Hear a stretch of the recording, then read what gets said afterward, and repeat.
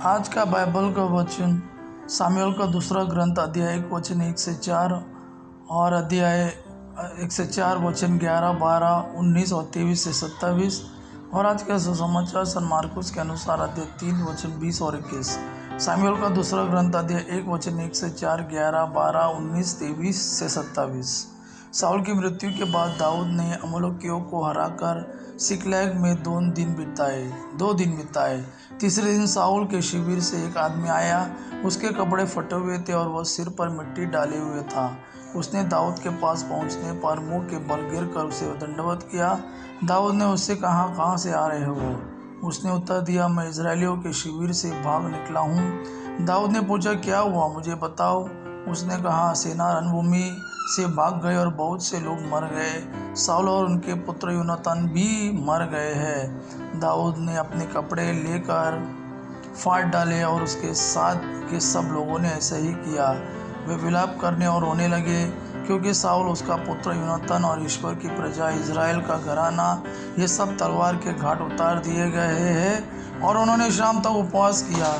Saul Israel के गौरव पर्वत पर मारे गए। वीर योद्धा कैसे मारे गए? साउल और योनातान सौम्य और परम प्रिय जीवन में और मरण में भी अलग नहीं हुए।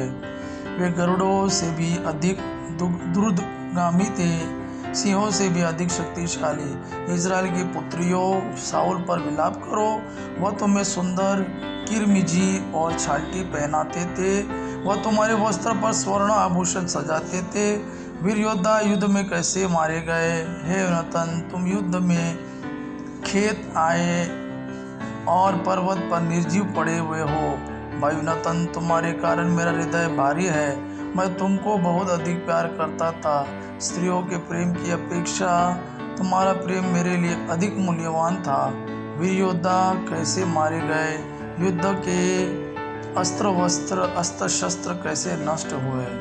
आज का सुसमाचार सन मार्कुस के अनुसार अध्याय 3 वचन 20 और 21। यीशु घर लौटे और फिर इतनी भीड़ होने लगी कि उन लोगों को भोजन करने की भी फुर्सत नहीं रही। जब यीशु ने संबंधियों से ने यह सुना तो वे उनको बलपूर्वक ले जाने निकले, क्योंकि कहा जाता था कि उन्हें अपनी शुद्ध बुद्ध नहीं रह गई है। यह प्रभु का वाणी है। प्रभु को धन्यवाद। आपा पिता की महिमा और पुत्र यीशु का प्रेम आप पर सदा सर्वदा बना रहे। आमीन।